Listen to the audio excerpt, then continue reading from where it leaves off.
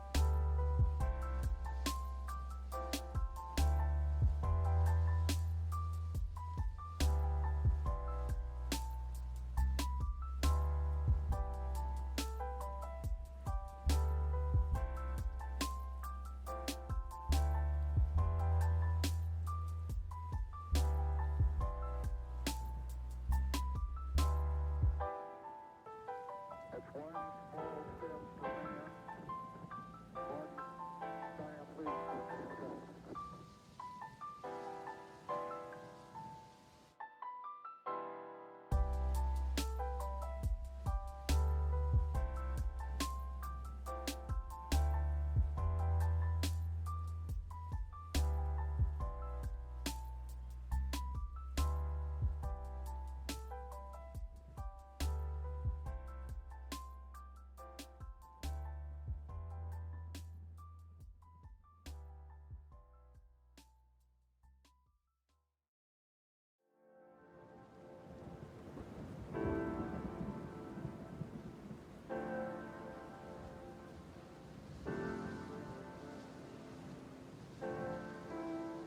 Heck, I was just about to start. Hello. Good evening. How's it going? How are things? How has your day been? How has your week been? How's it been, guys? It is I, Benry Paints, with some new fun art to show off from our wonderful Dark Volt, who apparently, while watching one of the streams, made this absolutely amazing. Hello, Dark Volt, I was just talking about you. This absolutely amazing fan art that I'm so very in love with. And you've basically just given me a template to go ahead and render this in Blender somehow. So it is definitely going to happen. I'm just going to need to find some time. Yeah, this is... honestly, it's one of the coolest things I've ever seen because, I mean, I think I've gushed about it before. Heavy Intercessor and Heavy Bolter are like my favorite unit for Space Marines, and now I'm one. So thank you again. Thank you. I love it so much. And given that Space Marine is apparently very moddable, in that they managed to make a mod that made the entirety of the Space Marine, or the Ultramarine chapter that you play, becomes 5th Company Imperial Fists, I'm going to find a way to put this darn thing in the game. Doing alright, got myself the Kill Team box with the Tau Vespids and the Dread Talon Chaos Marine box set today. Very, very cool. That is a neat box set, and if I had a little bit more monies, that's what I would have purchased as well. Though primarily for the terrain, because I really like multi-level terrain, and I think there needs to be more of it. So the fact that that exists in Kill Team is really making me want to get into Kill Team. And so what's probably going to happen is I'm almost definitely going to buy the Kill Team starter set this Saturday. And from there, I'm just going to start amassing terrain so I can start playing cool Kill Team games. And I'm extremely excited for that. So thank you for giving me the motivation to continue doing that. But yeah, I hope your guys' week has gone well. We'll probably use it for dioramas because you don't really play games. I think that's a perfectly good use of it. My thing is I want to amass so much terrain that I can start making these amazing dioramas downstairs in my basement and just have them on display like a cool set piece for playing D&D and whatnot with my friends. So I'm right there with you. The actual game of 40k is like, okay, this is neat. Doing the kill team, though, is like, yes, this is what I need more of. Or doing the dioramas. That's what I was trying to say. So I've got my setup done just a week. You need like 30 boxes, and then you can do that. I also have a 3D printer. So that's the other way that that's going to go. But tonight, the plan is to go ahead and try and finish this orc for Orktober. And for the most part, he's getting really close to done. I don't remember if I did this on camera or off camera, but I have definitely, you're going to try and get one for Christmas. The bamboo A1 is apparently fantastic. So that's something to look forward to. Bye-bye. Let's go ahead and get started. I think, what do I need to be? Main camera. And there is the lad. So yeah, I'm just exceptionally excited.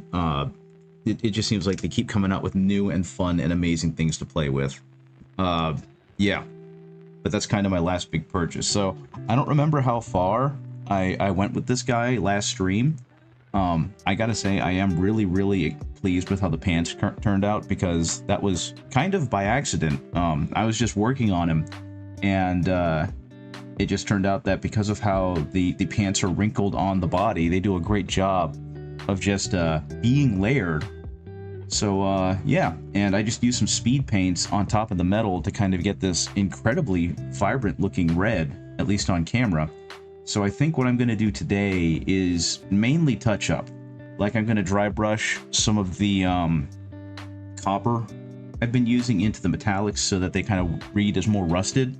I'm going to use a black wash again, and then I'm probably going to hit up a lot of the spots that need to be hit up, like the leather cord that he's got on there.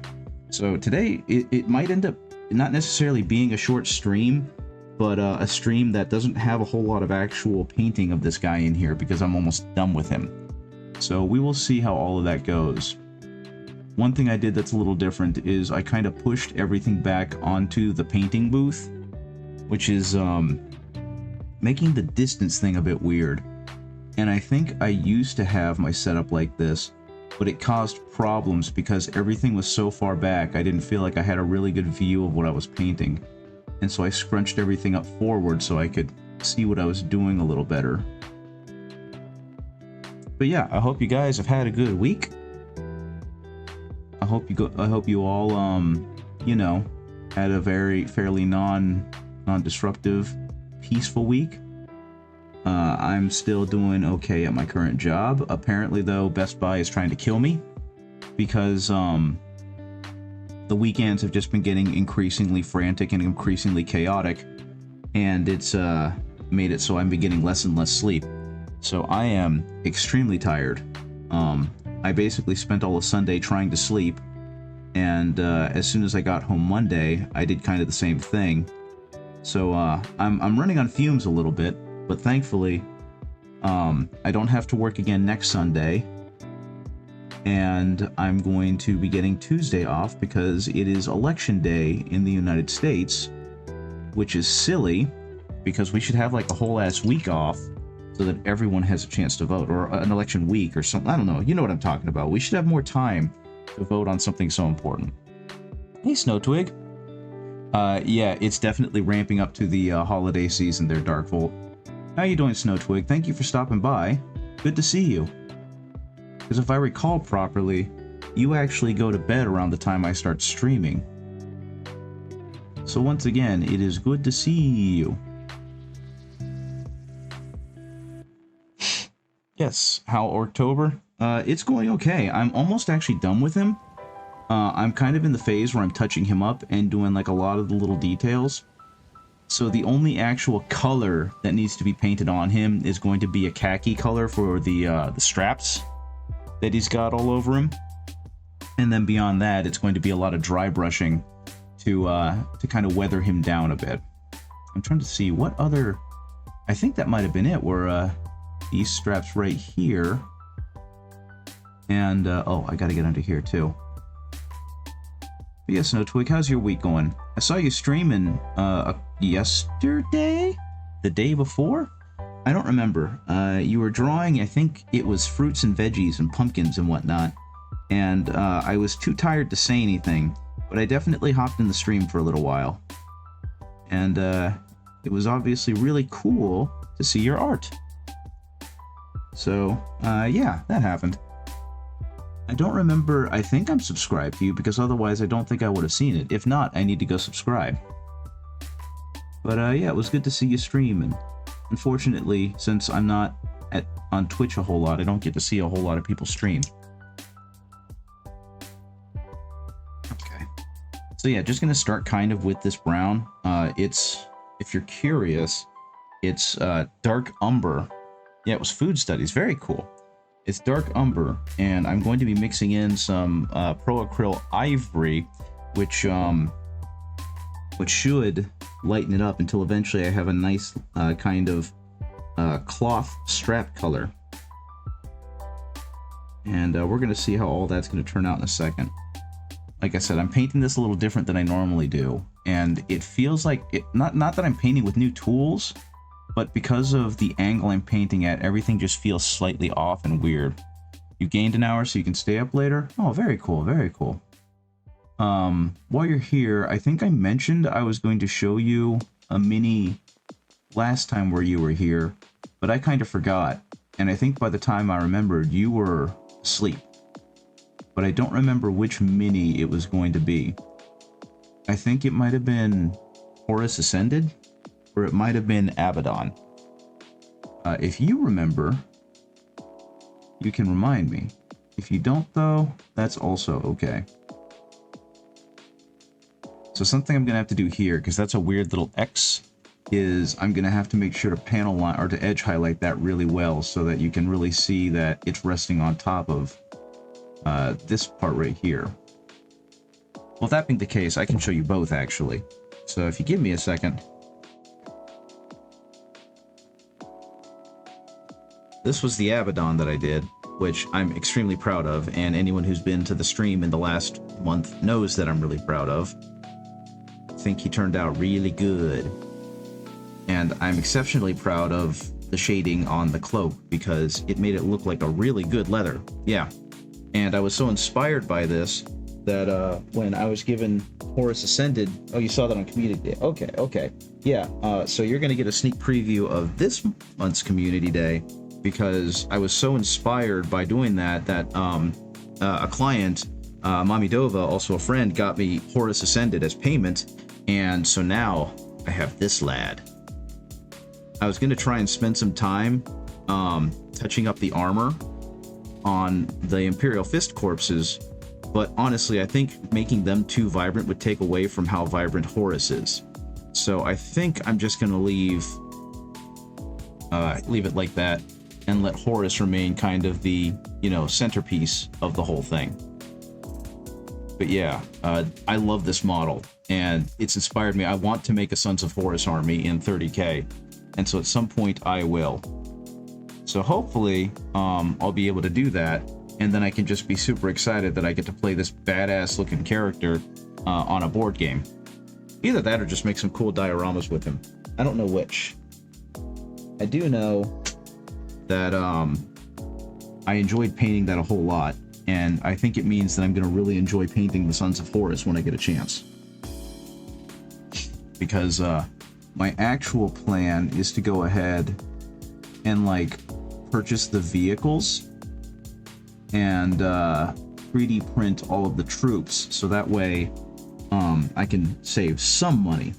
But before I do that, I've got a couple of other purchases to make, because I want to kind of rebuild my Imperial Fist army, and to do so, I need to buy some more vehicles. I need another Dreadnought, and I need another Vindicator siege tank, because I have decided that I am not going to try and make my Imperial Fist army good.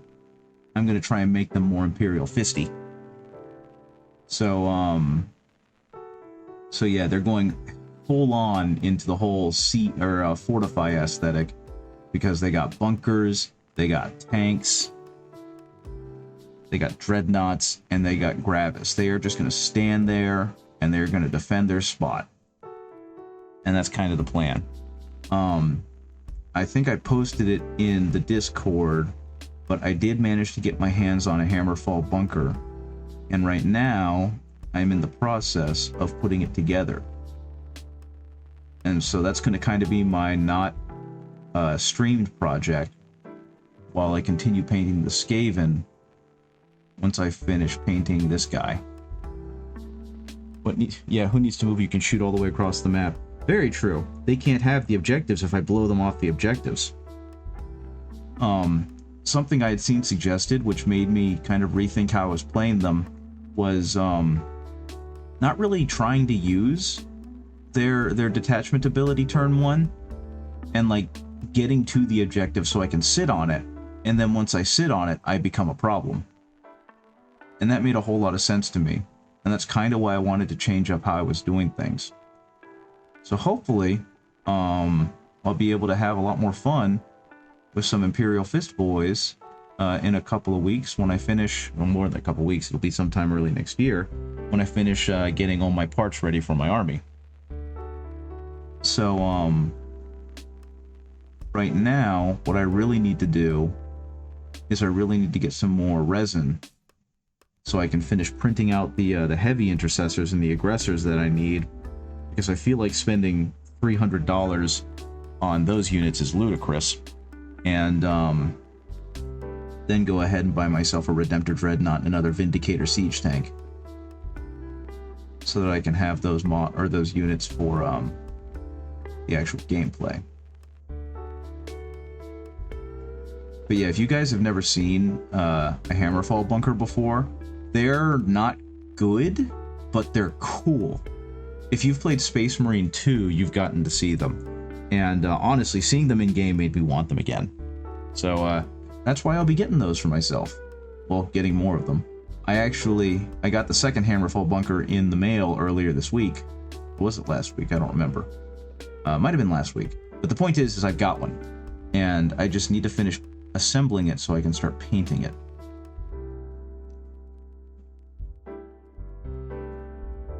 But yeah, how was the rest of your guys' weeks? I saw Dark Vault, that amazing terrain that you did for Orktober, and it made me incredibly jealous because I had many an opportunity to get the Kill Team Octarius set when it first came out, and I just kept thinking, nah, that'll be there forever. And I was very wrong, because it was a really good deal, and the terrain on it's fantastic. And so I'm a wee bit angry I didn't get it. But yeah, there you go. Hopefully that reads a little better as like clear, dirty cloth. Because that's what I was planning on doing with this, was making it look really identifiable. Oh, Totemtic, thank you for the follow. Much appreciated. I'm Ben Repaints. I'm just a small-time painter that is really enjoying the Station Forge Orc Beast Boss for Orktober. I hope you're having a good evening. It's Tuesday evening where I am right now. I normally stream on Tuesdays from about 7 p.m. Eastern till about 9:30 Eastern. And it's normally just kind of this hangout and chill type vibe. I want to start doing things like video games and whatnot, but to be honest, I haven't had the time. So this stuff has been taking up most of my free time. But yeah, I think in terms of like touch-up paints, you're from Belgium? Okay, so you're way off. You're way out there, which is really cool. If I recall properly, that isn't Belgium a francophone country? Not as in like their primary language, but they speak it as a secondary. I took French in high school half a lifetime ago, and that was the one thing I remembered learning about Belgium, is that parts of Belgium speaks French. And at the time, I was a shitty little kid, so I didn't think much of it. But now that I'm older, I think that's really freaking cool. I'm painting the new HeroQuest models, half French, Flemish, and German. Very neat. And yeah, HeroQuest, one of my friends got me into that because of that famous YouTube video can't remember the name of the presenter, but he portrays himself as like a crazed bearded man, and I think he's British. And it was, the best thing about Hero Quest is the something, and it would just be him going off and enjoying Hero Quest. And the models look fantastic. And I've always liked how they weren't overdone in the same way that like some Games Workshop stuff is. So what I'm going to do now is I'm going to create a little bit more variance in all of the metal bits by basically dry brushing it with this hammered copper. And the furniture. They can replace the furniture in your real house. You hear someone at the door. Oh no, Mormons. But yeah, I'm gonna go ahead and do that, and it apparently, based on what people have said on stream, creates a pretty nice rust effect. The old ones were carton. Yeah, they were. Which, it's kind of amazing to see how far that game has come. I was really excited to see that they re-released it and revived it with newer, incredibly detailed, but still kind of loyal to the design models. I thought that was really neat. Okay, so all I'm doing is taking this hammered copper look and just kind of spreading it across parts of the metal to kind of give the metal an aged, rusted, beat down look. I don't want any of these parts to really read as though they're brand new. I know it did take them long enough. I mean, at this point, though, like, a huge part of it is nostalgia, right? The people who played the game and loved the game as kids are now old enough to be the ones reviving it and replaying it. And I think that that's the greatest thing ever, because it prevents these things from being memory holed and lost forever. What brand of paints do I use at the minute? Currently, I use Vallejo, primarily. I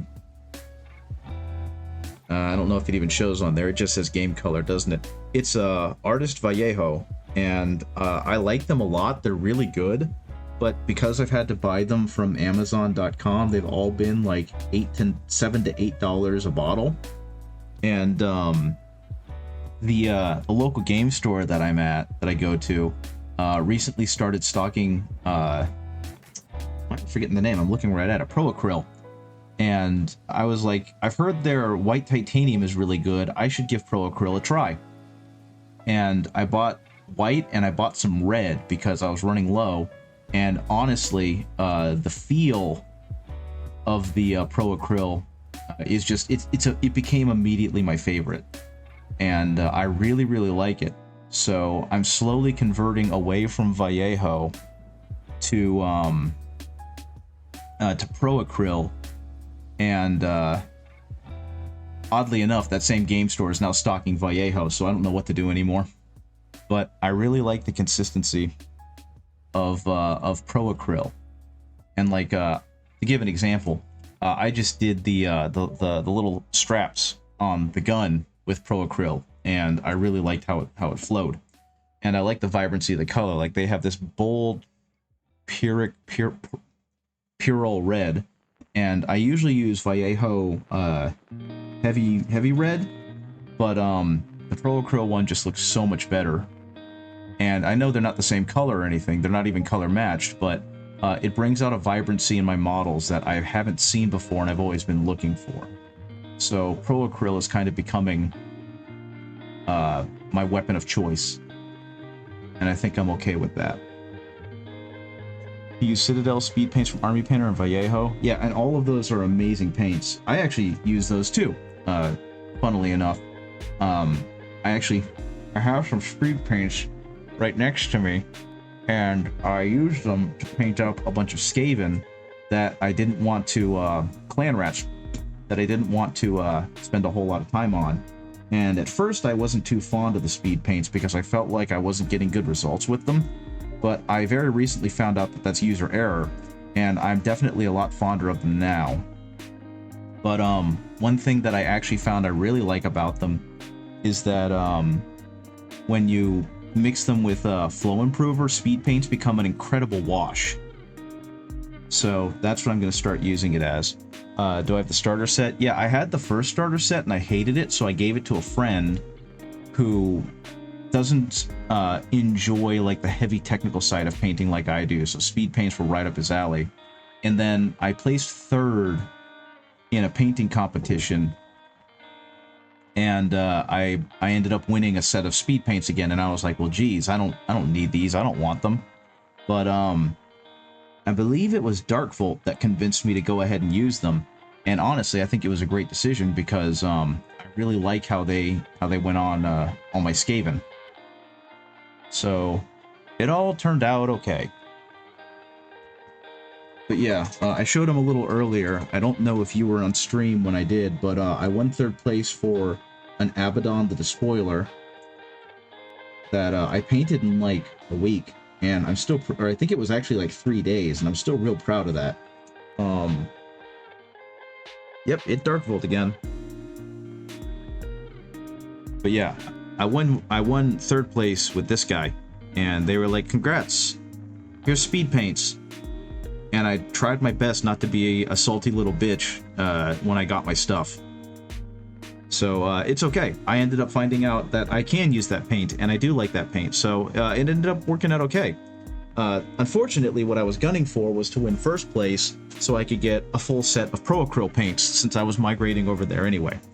But like I said, it all turned out okay. Speaking of turning out okay, he's not done, but he's really darn close.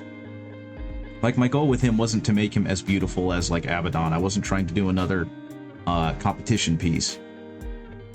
But I gotta say, I'm pretty darn happy with how he turned out. Yes, I do. I think the link on my Twitch page is boosted. So if you give me a second, one moment. Let me get another link for that because I keep messing it up. Invite link, never expire, generate new link, copy new link, and then throw it. Hey, Magic Donut, how's it going? That should work. That's the link to my Discord. It's not super active at the moment. It's primarily there for people to chill and talk about stuff and enjoy their, or like show off their projects, whether they be miniature painting or just things they want to show off. And, you know, keep it relatively content friendly. So, yeah. Okay, so one thing I do want to do is I kind of want to, you need to paint like 10 more models and your Tyranid army is done. That's very cool, and I hope you take pictures of them and show them off in the Discord. But yeah, what I'm going to do now is I'd like to get more contrast on his boots, so I'm going to use some Vallejo Coal Black, or not Vallejo, some Pro Acryl Coal Black and Bold Titanium White, and I'm going to see if I can do a better job of kind of making highlights on those boots. Yeah, and that's kind of what I made the Discord for. Was I originally wasn't going to, but when I started streaming a little more regularly, one of the users was like, "You should make a Discord for show and tell," and I was kind of worried because I didn't want to have to deal with moderation and all that stuff. But I went ahead and did it, and so far it's been relatively peaceful. I don't think I've had to moderate anything. So kudos to you guys for behaving yourselves, is what I can say. Okay. Just going to do some basic edge highlights on the boots. Mostly slap chop paint jobs. I think that that's a smart way to go about building over 200 freaking Tyranids. Good lord. That is dedication, my friend, and kudos to you. Yeah, you gotta show those off in the Discord when you get a chance, because that's an impressive ass army. I kind of have that as a small goal with my not my Tyranids, because I have a small set of Tyranids too, but with my Skaven is I want to go ahead and get a huge ass army of Skaven, like 2,000 points worth of Skaven, and make a good amount of it just basic infantry, because the idea of huge hordes of rats clogging up the battlefield feels very appropriate. And see, again, in the case right here, something that I really like about Pro Acryl is it kind of settles into the color that you painted over without being like translucent. Yeah, and I think Slap Chop is brilliant. I need to get better at it personally because it does require a little more skill than advertised, at least for me. But the bit I've used it, I've found greater success the more I've played around with it after initially hating it. So kudos to you guys for making it work.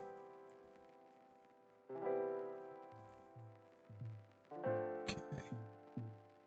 And again, one thing about edge highlighting, and it looks like shite. I disagree, Magic Donut. I guarantee you it looks fucking awesome. And if anyone disagrees, then you just need to throw all 200 Tyranids at them and watch them collapse under the sheer weight of your awesome army. But yeah, something to be aware of when you're doing highlights, if you're not already, is that each progressively brighter layer is supposed to take up less space than the previous one. And what that does is it creates kind of a concentration point for the light, quote unquote, to focus on. And that kind of tricks your eyes into believing that there actually is a concentration point, a focal point for the light to focus on. And hopefully, I'm not ruining it too much by doing what I'm about to do. We shall see. Not every human is 200 plus, only 60 of those are gaunts. Good lord. So 140 of those are just big character models and whatnot. That's amazing. I don't have that kind of patience or discipline, which is why I've kind of moved back over to just doing single characters, because as much as I want to continue to army build, that requires a level of like disciplined monotony that I just don't have anymore, I don't think. Okay. So I think it wasn't much, but I feel like that little bit of highlighting did a lot for the boots. What do you guys think? I am functionally blind without my glasses on, so I can't exactly see what I did. Which means I might have just done a terrible job, and I just won't know until I put my glasses on once I finished. But I think adding these little streaks in strategic places are going to make the boots kind of pop a lot more than they were a second ago. And that's kind of what I'm going for. Because all of this is going to get covered in something of a wash. Okay, so yep. I think next is going to have to be his eyes, but I'll be honest, I'm kind of scared to do... Actually, no. With how this is placed, I probably can actually hit his eyes okay, while still keeping it on camera. So if you just give me a second, I'm going to need to play this really close and try not to make a mess of things. I accidentally got that eye perfectly. I accidentally got that eye perfectly. I accidentally got that perfectly. I am the man. I am a god. Now I'm going to try and do the cyborg eye and hope that I have the same luck. The Norns, Turvagon, or a Harpy. That's wild. I eventually want to get some more of the larger Tyranid models. Okay, so what I'm going to do actually is I'm going to try and get this eye with white, and then I'm going to go over the white with red. There we go. And now he's got this crazy little white eye. I don't know if it's going to zoom okay. And that little white eye is eventually going to get covered in a red paint, which will make it look a little bit better. And on the other side, I can ruin that little gray bit by adding a little white bit. You want to do a Titan somewhere in your life? Yeah, you need to get yourself a Hive Titan. That'd be cool. Or a Bio Titan.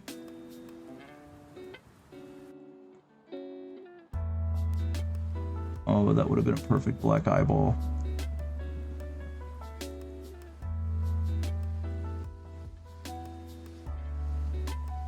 Once again, I almost got that perfectly. Let's see if I can do this without breaking him, guys. Hey, Shiny Mew Paints, how's it going? Good to see you. I'm right now doing one of the most dangerous things you can do, and I'm trying to paint an eye And once again, I freaking nailed it. Admittedly, it is primarily luck. Do not think I am a skilled painter.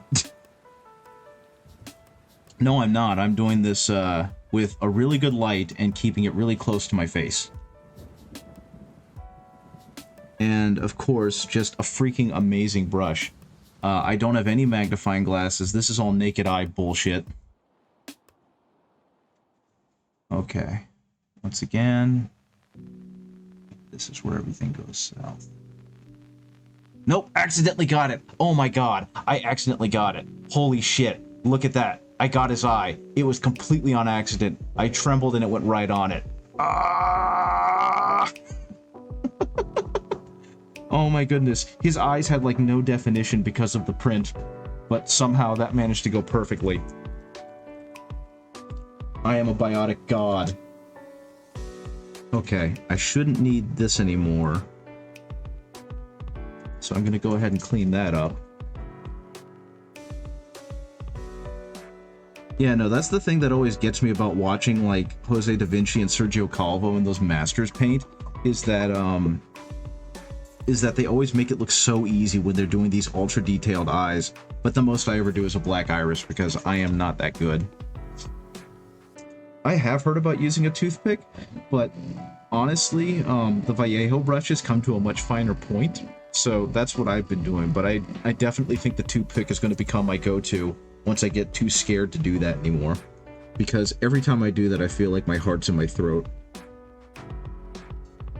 Okay, just a little bit of this bold Purell red, and we're going to see what we can do about this, because it's just got to be a big dot over his robot eye. By Winsor & Newton? That's what it is, I'm sorry. I don't remember what I just called it, but it's a Winsor & Newton Series 7. And, yeah, unfortunately, they're really freaking expensive, and I don't have any money anymore. So, yeah, I don't know what brand I just said. I'm sorry for misleading you. But, there's another painter that I follow and I'm friends with named Aria Silverfire, and she uses Rosemary & Co., and she seems to swear by them, even though they are like a tenth of the price. So that's probably where I'm going to go next, because I don't have the kind of money to continue to buy Winsor & Newton. And I've heard that they're pretty good budget sable brushes. Okay, and there's this red eye. That definitely adds a lot. Yeah. Now he looks threatening. That brings a lot to the model. I'm pretty darn happy with that. Okay. So yeah, I'm curious. I tend to apparently be very rough with my brushes, which is another reason why I'm not super keen on buying more Winsor & Newtons. I got a couple last year, and I have one other one. And that's probably where I'm gonna stop for a while with those brushes. Is like once I use up that other one, then I'm done. Because I tend to beat them up real bad. To give an example, one moment. This used to be a Winsor & Newton size 1, and you can see this is no longer coming to a sharp point anymore. So I feel bad spending $20 on these things and then having that happen to them after a few months of work, because they don't tend to last me very long. Okay, so the next thing I'm going to do is I'm actually going to be using the speed paints, because I want to go ahead and create some more contrast on like the metal parts. So what I do with the speed paints is I'm going to take some of the Grim Black, and I'm going to take a little bit of the where the heck did it go? No. Where'd it go? And the Saddle Brown, and I'm going to mix it together. I'm going to add some cheap airbrush flow improver, and that's going to thin it down a lot and make it so it just kind of runs into the crevices, and it's going to work basically like a really low budget awful oil wash, and I won't have to use any mineral spirits because I am scared of them. So I'm just going to mix these together in a paint well or a palette well, and then I'm going to run them all over the parts. See how this turns out. And this was actually something I got a little practice with my Skaven. Gonna pick a model to paint. Very cool. We'll see you back in a few. Okay. Don't know if that's going to be enough, but we're gonna work with that.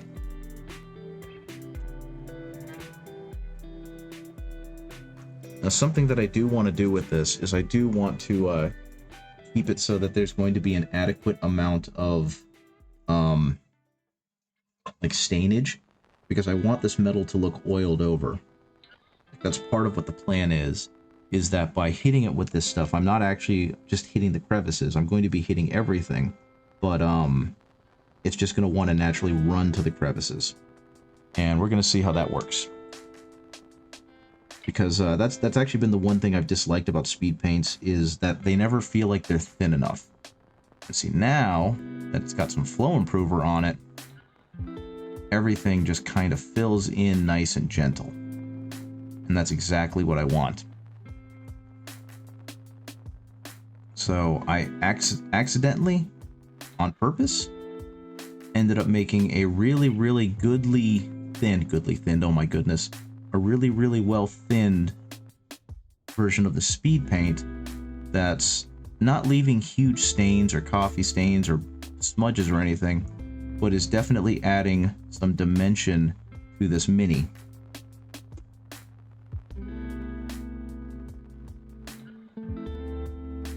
And again, this is another thing you could thank Dark Volt for, because they are the one that gave me this idea.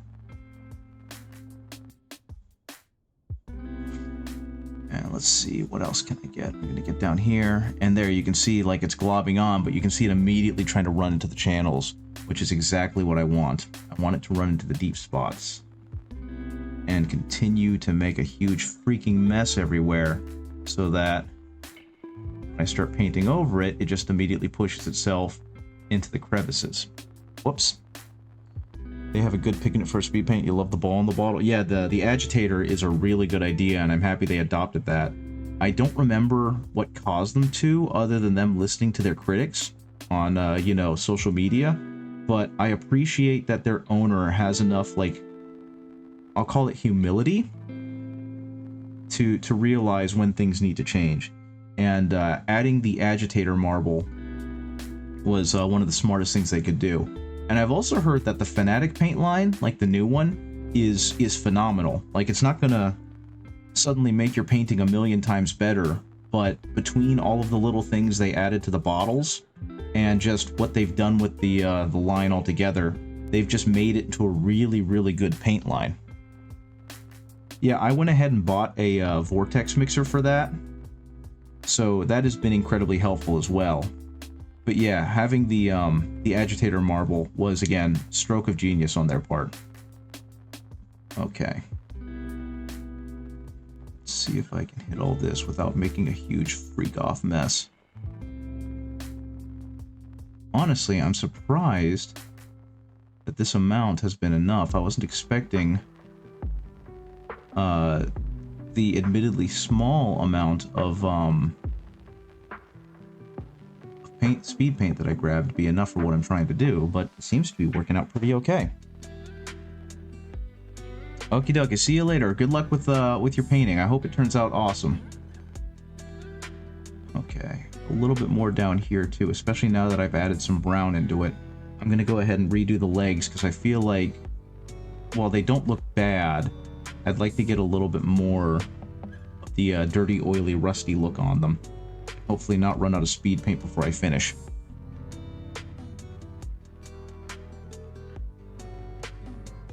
Okay. Same thing down here.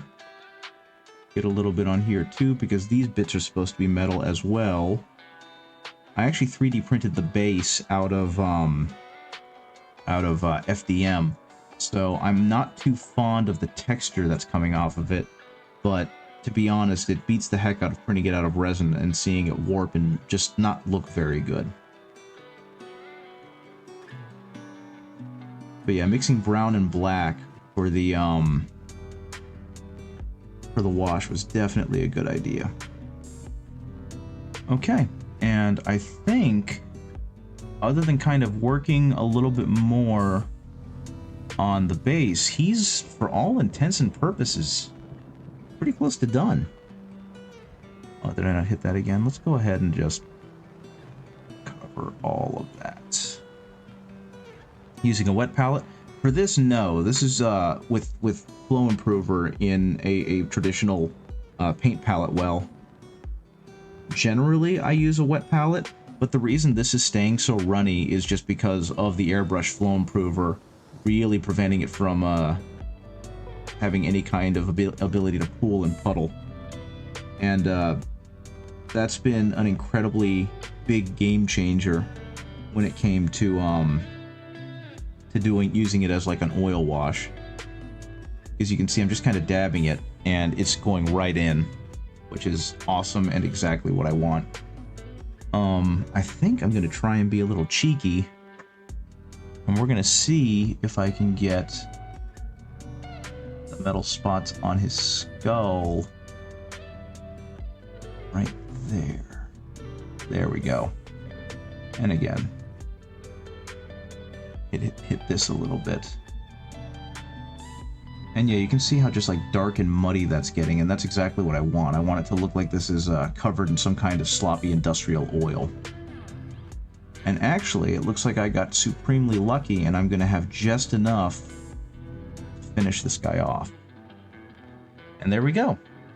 The next thing I'm going to need to do with him, though, is going to be a little more difficult. I've got to go ahead and do a dry brushing on the base to create a little bit more depth to the texture, because right now the texture color is kind of wimpy, which is fine, but I'd like for there to be just a little bit more color depth to it. Should have done this before I did the wet palette stuff. That's okay. But yeah, that's kind of the plan. So once all of the quote-unquote oil wash dries, I can go ahead and start working on the base, which isn't going to be much from what it looks like. I think I'm just going to need to do probably a little lighter color of brown, and once that's done, he'll pretty much be done and ready to go. I'm debating whether or not I want to do another dry brush with like a metallic over all of the metal bits, or if by keeping it this like greasy industrial oil look, I'm doing him more of a favor. I don't know. What do you guys think? That's going to be purely up to you, I think. Next, though, what color do I want? I think what I'm going to do is I'm going to take a little bit of Vallejo, actually. Because I have this Vallejo model color flat brown, which is so used that you can't even see that it's flat brown anymore. And I think putting that on top of this, I think this is just Apple Barrel Dark Umber. That'll do a good job. His armor on his neck, just the top points. Oh yeah, I think you're right. You mean on this side right here? Okay, yeah, you're right. I should probably hit that. I'm going to use the other terrible paint brush that I have, which is an old Citadel base brush. So yeah, let's go ahead, hit that piston right here. And on the jawline, just to create a little more separation color-wise.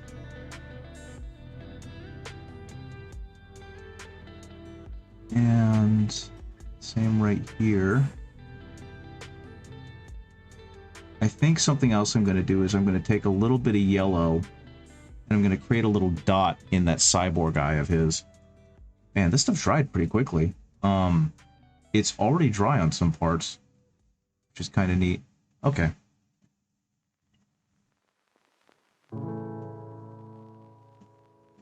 Okay, so next. You're doing good. You updated your Lambie avatar. Very cool. Did you post any pictures in the Discord?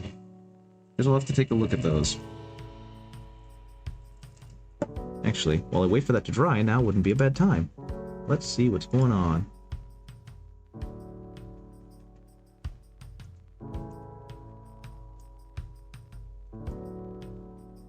It looks like we have some introductions being made. Hello, Totempic. Good to see ya. Okay, let's see. Oh, is that a Tyranid? Is that a Tyranid from Magic Donut? We got a Tyranid from Magic Donut. Oh, you got the witch hat on your Lambie for Halloween. Very cool. So let's see what we got. We got the 2 pictures. I really dig the witch hat. That is super neat. What else we got on here? I think that's it. So we can go ahead and show these off. What am I using to film this? My cell phone. I have a Samsung Galaxy S23, and I'm running it through Camo Studio. And I mean, I'm assuming based on the question, either it's coming out really good or coming out looking like dog water. But I'm assuming that you think it looks pretty good. Yeah, I've got it's a I don't even remember the name, but it's a wide desk lamp with LEDs that I bought back when I first started, and then a neat fee LED lamp, and I've got both of those kind of hovering down over the paint booth. But yeah, let's go ahead and look at some of the fun stuff you guys are showing off. So first, we've got this Tyrannid. And I'm going to disagree with Donut because I think that looks freaking awesome. Look at that little lad. I actually don't know the Tyrannids very well, so I'm not sure which model that is. If any of you guys have a good idea. It is a good nid. It a good nid. So yeah, very cool. Glad to see that. And the other one, it's one of the bodyguards. Okay. Yeah, I want to... Warhammer is so addicting in that way. I just want to own one of everything, at least. And the other thing we have is Shiny Mew Paint's VR avatar, which is a lamb, I believe Shiny Mew was saying. Yeah, the Lambie avatar. So what we are looking at now is this. And you've got that super neat looking wizard hat, and I love how you poked out the antlers too. I think that looks super cool. Old Hive Guard. Hey, Bogalicious, good to see you. And yeah, it really does look like it, because they had more of a crab-like look going on. Enjoy robbing a bank to pay for it all, exactly. Or just hoping that they eventually do more 3D scans. Yep, there's Lambie, with Lambie's cool wizard hat. See, I want to get back into doing 3D rendering stuff, so I can eventually make a good 3D avatar of my little PNG tuber over there. And for those of you who just joined, Darkvolt, who has been a wonderful viewer... Ads, you can't see me. What kind of bullshit is that? Damn. I thought I turned ads off. Like, I thought it was only introductory ads. I'm sorry about that. Tell me when they're over, guys. Is anyone else getting ads? I thought I turned those off. Cuss words and anger and profanity. Okay, I'm hopping back over here. Creator dashboard. Content. No. Monetization. Ads. How many minutes of ads do I run per hour? Ah, bullshit. I guess I am running... No. Low. 30 seconds of ads. That's all I want. They changed it on me, those bastards. Okay, so apparently, either I changed it and forgot, or they changed it on me, and they made it so I have 5 minutes of ads now, and that means they're assholes. So instead, I put it to 30 seconds of ads. So you guys are going to get like 30 seconds of ads every hour. Anyway, going back to what Shiny Mew paints, yeah, they had it at 5 freaking minutes per ad, or per 5 minutes of ads per hour, and that's garbage. But anyway, going back to what Shiny Mew Paints did, Shiny Mew Paints made this cool wizard hat for their lamb avatar in VR chat, and it's just making me want to even more do go back to Blender so I can try and remake my little frogman. And as I was saying a minute ago, Darkvolt continues to do amazing fan art. Darkvolt is the one who did the art for the little guy over in the corner, but apparently he watched me play Space Marine 2, and so he made this for me. And this is like the coolest thing ever. And so now I need to find a way to render this out and design this in Blender, and try and figure that out, because I am dog shit with Blender. I don't really know how to use it. So I will give it a shot eventually. But in the meantime, it's time for me to go ahead and continue working on this dinosaur. So that's what's happening now. Now, I don't know how you guys do your dry brushing. I have a paper towel that has so many layers of paint on it, it can't really be absorbent anymore. So, that is what I'm going to use. And we're going to hope that this works okay. And I have some cheap-ass makeup brushes that I bought from eBay many, many moons ago. And I'm just going to go ahead and use this across like everything. I think for the clumps that are flying up in the back right there, those are going to get a little bit more dusty, more pale, a color variance to them, as opposed to everything else, which is just going to kind of get this slightly brighter brown on top of it. Try and imply light hitting. You know what I mean? And honestly, I was kind of sloppy with this because I wasn't really sure what I was doing. When I first started building this guy, my main goal was like, I gotta have something for Orktober. And so I printed out the base and I looked at it and I went, Jesus, this thing is so rough looking because of all the layer lines that you can very visibly see on it. And I decided to take a little bit of texturing paste and just kind of throw it on it. But I didn't cover it all the way because I was not smart about it. And so you can pretty clearly see where the texturing paste ends and where the layer lines of the original base begin. So hopefully I can kind of salvage this a little bit by doing a half-decent job with doing the rest of this paint. But who knows? I feel like in this case, my Achilles heel has once again been my basing, and it's going to drag down the piece just a bit, but you know what? If someone doesn't like it, they can go ahead and do their own version.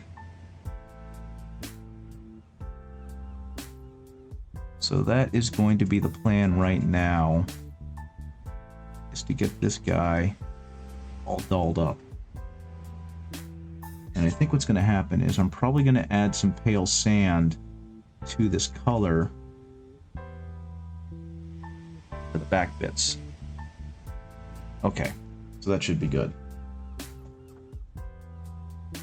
So pale sand is like my favorite Vallejo color. It's just a warm white, and it works really well as a warm white. And you can kind of add it to browns and yellows and oranges, and it does a pretty good job of lightening them up without diluting their color a whole lot. For a while, I was using it as a highlight to go off of my Imperial Fist yellow, but once I ended up getting Dorn yellow, which is like an ice yellow, that kind of became the replacement. But pale sand's also a very good like zenithal highlight color because it's not quite just a neutral white, and it's lighter than a neutral gray, so it does a pretty good job of providing you a nice warm undertone for whatever you might want to use it for with zenithal highlighting. Okay. And as you can see, a little bit of pale sand mixed with a little bit of that flat brown, and it's giving me a pretty nice highlight color to act as a combination of dust and mud being kicked up. Now, one thing I probably ought to do is add some more color variance to this mud. But unfortunately, I'm not sure what other colors I should put in here. And I will say right now, I am open to suggestions, so if anyone has any idea what other colors I should add to this very muddy, very battle-scarred base, I am free to listen. And also, absolutely terrified that he's going to snap at the ankle and fall off and I'm going to lose all of this work. Okay, make it more majority pale sand, minority flat brown, just kind of hit the very tops. The red-orange dry paint. I unfortunately don't have any pigments, but I think you're right, and I think that's where I'm going next. I think a red-orange dry brush would be a really good idea. So that'll definitely bring a lot more variance to the color, a lot more depth, and that's kind of what I'm looking for. So what I'm actually going to do, I'd add a bit of orange contrast with the blue and green to the mini. I think that's a good idea, guys. So what I'm actually going to do, Totemtic, I think you're thinking of pigment powder, which unfortunately I don't have. But I do have Vallejo Rojo Denso, which is heavy red, and Vallejo Bright Orange. So I'm going to go ahead and mix some of that together and blot that into the earth, and then mix in some of the orange to create more of a highlight. Dry paint from Citadel. Texture paste? Are you talking about like the Martian earth? Because I think that's what you're thinking of. They call it like a texture paint, which unfortunately I also don't have. Which is fine, because I've actually turned the Rojo Denso and the orange into a pretty good facsimile for Martian soil, and I need to get rid of it anyway because I'm trying to cycle it out. Not texture dry. Maybe it is called dry. Maybe I'm the one losing my mind. You know what, Totempic? I believe you. I think it's called dry. Like it's just straight up classified as quote-unquote dry paint. Oh, whoops. No, no, no. That's hideous. Okay. God, I didn't get any of the pale sand out of this, and it turned it pink. So we're going to do that. I'm going to need to dry this out so that I can keep using it. Don't buy it, though? Yeah, no, that's not the plan. I'm trying to move away from Citadel and Vallejo. Myself almost entirely squared away with Proacryl.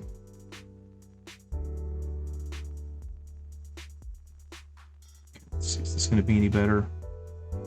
A little bit. Mix that in. Just kind of brush over it a little bit. And I think I know what you guys are trying to say. I think what's going to happen is I'm going to keep the darker brown as kind of a shadow color, and I'm going to go ahead and dry brush this entire thing in red to give it more of like a Martian soil look.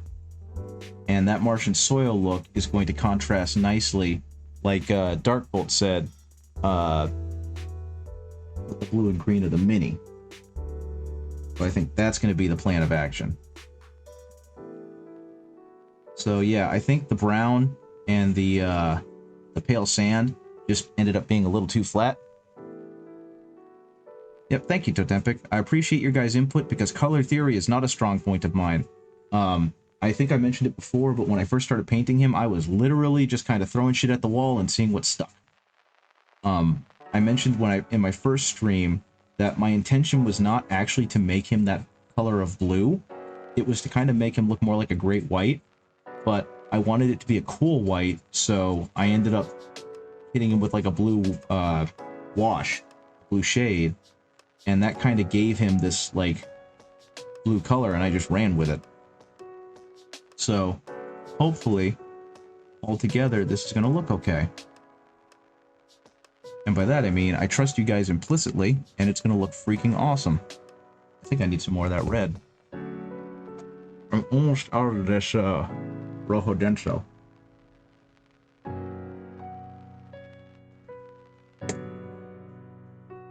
And by that, oh, never mind. I was about to say by that I think I mean I'm out. But then it just exploded onto the wet palette, or the dry palette, so I think I'm going to be officially out very soon. Though honestly, this will not be a bad project to run out on.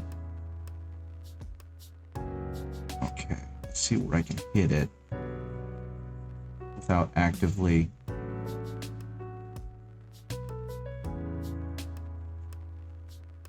Okay, you guys can see how red this is getting. Like, it's getting to a point, and I mean this in an absolutely positive way, where it's starting to dominate the other colors on the base, and that's just going to provide, like you said, a fantastic contrast to the rest of him.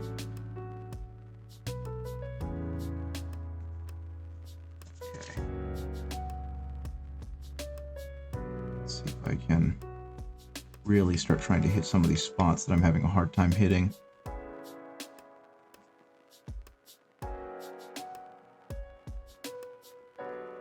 Because after I finish doing this, what's going to happen is I'm going to start mixing in some orange into this color. And that's going to make these peaks that are getting hit with the red really, really stand out. Add more yellow or orange to break the hardness of the red. Yeah, that's the plan, because this is coming through super vibrant. I haven't put any orange in it whatsoever yet, but that's the next step. So we're going to take, this is Vallejo Model Color Bright Orange.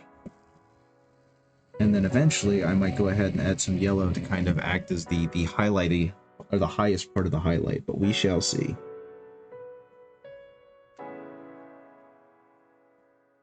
So let's go ahead and do that, mix that in.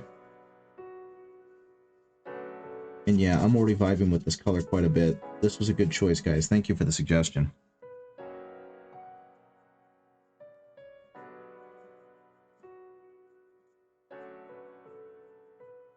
I have no idea, once again, how this is showing up on camera. Hopefully. Don't have model. People say I should really try them. Don't have model color. Yeah, model color is a little more muted. It's fine for what it is. It's more meant for like historical simulation games and like historical wargaming. Vallejo game color is more for stuff like Warhammer and fantasy and whatnot, because you really want colors that'll pop and stand out. So they're definitely good. They're just nowhere near as vibrant as game color. So just be aware of that if you decide to start using model color, because you can get functionally similar paints, they're just not going to have as rich a coloration on them. Okay, I suppose we'll see soon whether or not this is actually going to do what I need it to do.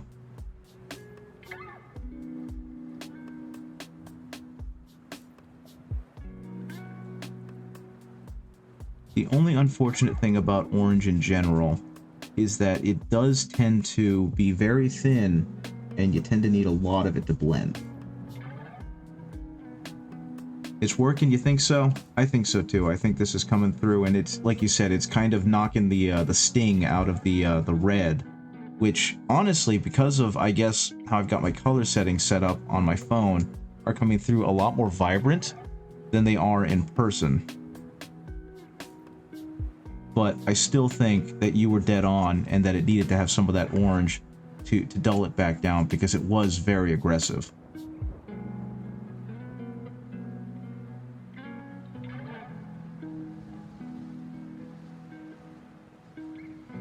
Okay. The biggest problem right now is hitting some of these spots that I really can't see too well with the brush. Yeah, dark soft yellow. I don't know if I have a good soft yellow for that. I've only got like 3 different colors of yellow, and they're all geared towards like a golden yellow because of my Imperial Fist leanings. So we'll see how that looks. You think a gold yellow will look okay with this? Just to get those mini tips. Yeah, the little ridges and crisps on it.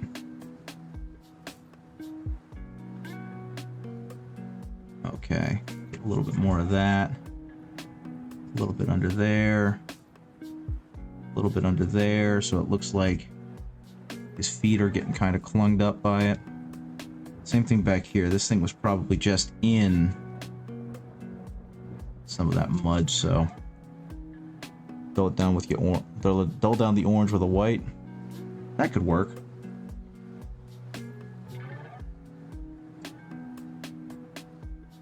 Let's see. Okay. Let's see what we got. Maybe I can use the pale sand for that, because pale sand, again, warm white. Any yellow should work as well as a highlight for the orange, but light application for the high spots. Very true. So what I've got is Averland Sunset. So Averland Sunset should be pretty okay for this. And we'll see how that turns out.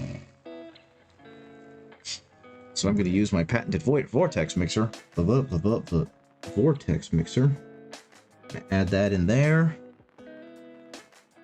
I'm just going to see if we can lightly dust it on. Okay, let's mix that in there.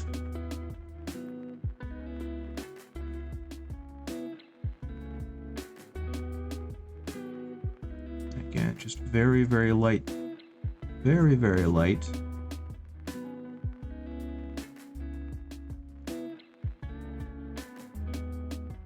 And don't do it everywhere. Fair enough.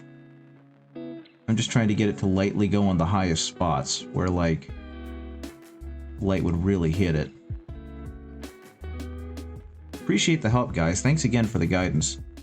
because while I like to think I'm a pretty good painter, there's a lot that I also still don't know. How's that looking?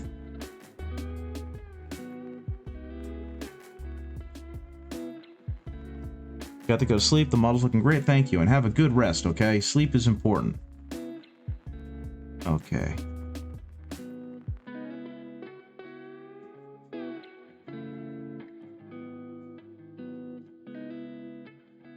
Okay, looks good. Fantastic. I might go a little bit lighter and a little bit more sparse with it. Just kind of hitting some of the spots. Specifically back there, maybe a little on the edge. Maybe a little bit on that part of the, Okay.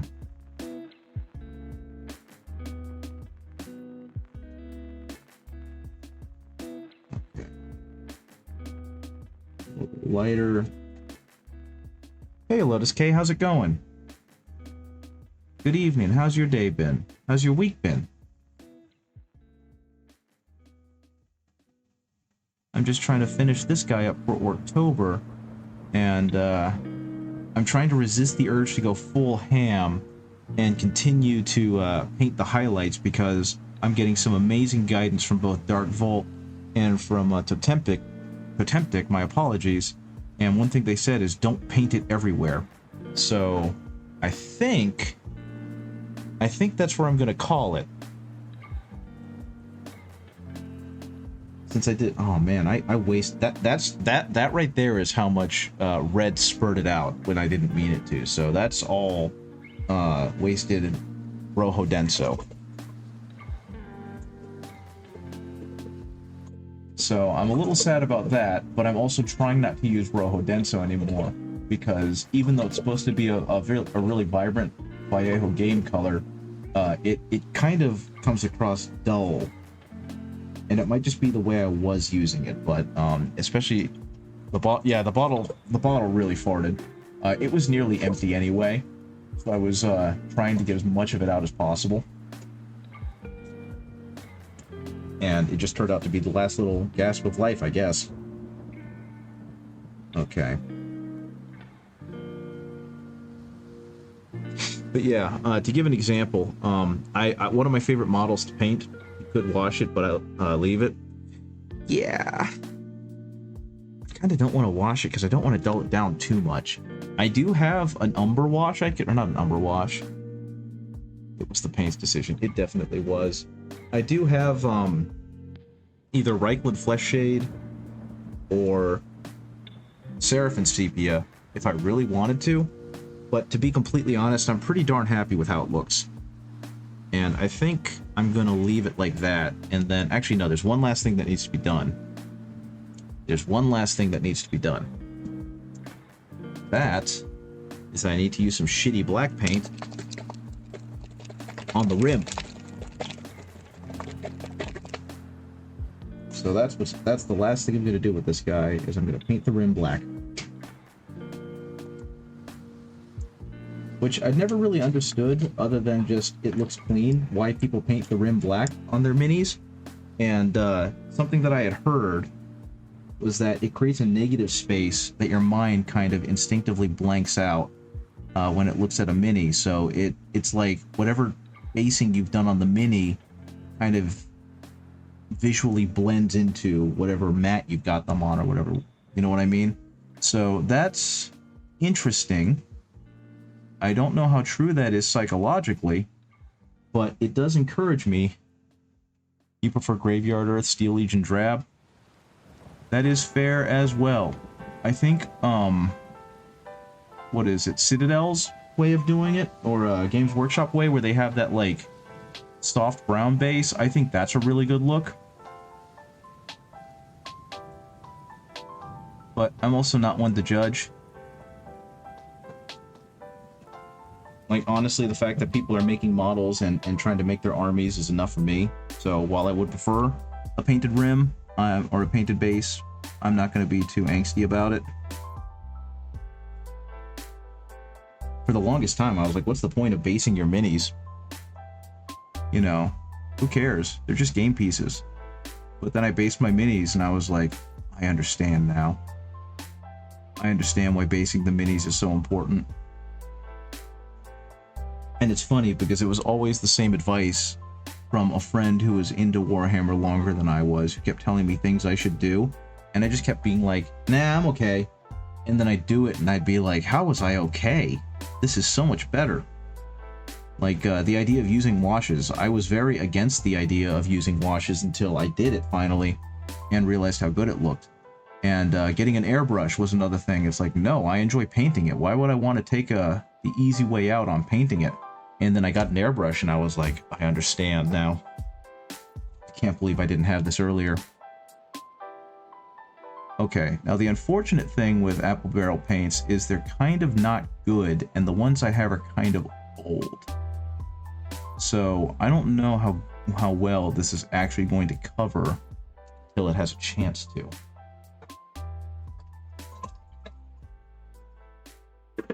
Okay, something that I usually do when I get off stream and I have some time is I actually go ahead and take some more quote-unquote professional photos. So that's something that's going to happen when I finish up tonight. And I'm probably going to finish a little earlier than I normally do. It's 8 o'clock or 8:30 right now. I'll probably finish in about a half hour. That way I actually have some time to do that. Painting the base is like a plinth thing for sculpted art pieces. It's there for necessity, but it doesn't want to get out of the way. But it wants to get out of the way. It's not part of the art piece. It's like a frame for a painting. Yeah, I get that. And I also get how, like, the right plinth and the right frame can really elevate a painting, just like the wrong plinth and the wrong frame can really detract from a piece of art. So, have a good one, Totempic. Thanks for dropping by. Really appreciated your advice today. So, there he is. There's the lad. Ready for Orktober, ready to show off at Community Day. Really happy with how this thing turned out.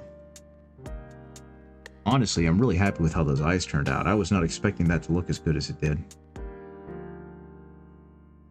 Not painting over it cleanly makes the base look more messy. Yes, it does. So, he's just gonna... I don't know where I want to put him. But yeah, last time I was painting, I was actually working on this lad because I wasn't very happy with how he looked compared to my other Imperial Fist leaders. So I was like, I probably ought to go back and redo this guy.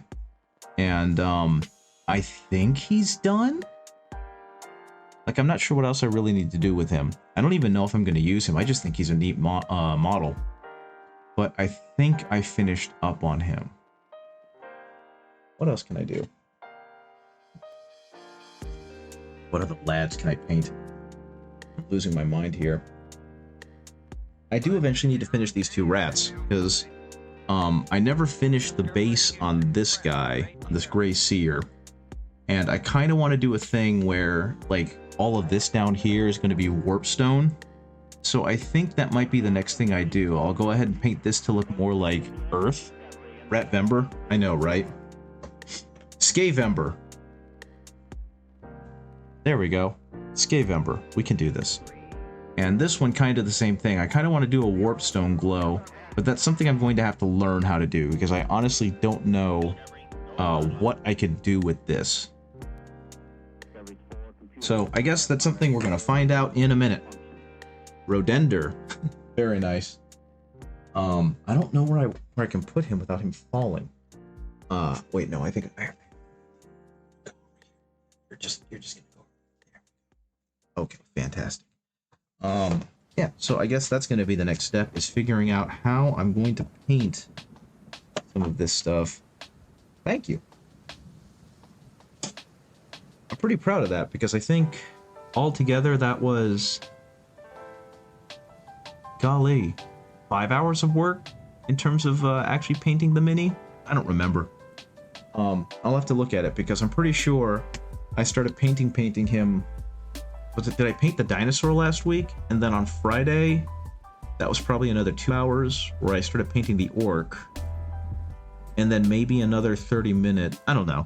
I didn't spend very much time on him, given how good he ended up looking. Okay, so this little lad. this little lad. I'm going to figure out what I'm going to do with him in a second. I think he's supposed to be coming up from Earth, so I think that's probably what I'm going to need to paint next, is get some brown. I know the terrain I did works well for Storm of Vengeance. I'm not sure what that is. My brain is so half focused on what I'm doing right now. What is Storm of Vengeance?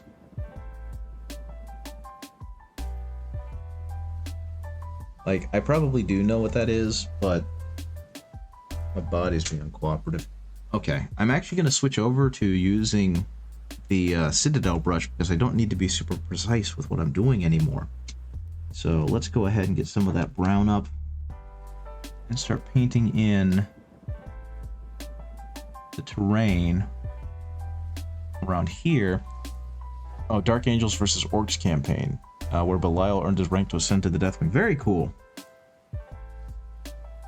Yeah, you did a bunch of really cool terrain over the past few months, and it was neat seeing it during Community Day. At some point, you're going to need to take a picture of that battle report if you ever decide to simulate it. Or, you know, show it off to any degree. Okay. Yeah, for this, I'm just going to do a straight... Since I don't think this is supposed to be tile, it just looks textured like it's supposed to be earth. I'm just going to go ahead and do this in kind of this brown color. I think I might hit it with some Agrax Earthshade to give it some more depth and dry brush it up. But the rest of this under here is going to have to be churning Warpstone, I believe.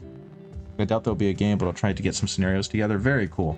I mean, I know Warhammer itself is supposed to be a game, and that there are rules to the models and whatnot, but to me, the appeal has always been the fact that these are models, and that, you know, there's a lot of time and effort that can go into painting them, and you can make really cool dioramas and just let your imagination run wild with what you see when you set that stuff up. Like, that's always been my thing. I gotta say, that Plague Blade turned out pretty darn good. The more I look at this guy, the happier I am with him. Hopefully I don't ruin him too badly by messing up the base. Okay, same with this guy. I actually ended up having to texture paste a base on him, so his is going to look a little bit different. Probably a little less consistent. Which is fine, because what I'll do is I'll paint it this color, and then I can have it surround... Oh my goodness, I forgot to paint his feet. Shame on me. Actually, did I? No, I just stopped painting him is what happened. I got to a point with him and I just kind of gave up. Or moved on to something else. So I'm going to have to do him a little bit more of a courtesy and finish painting this poor lad's feet.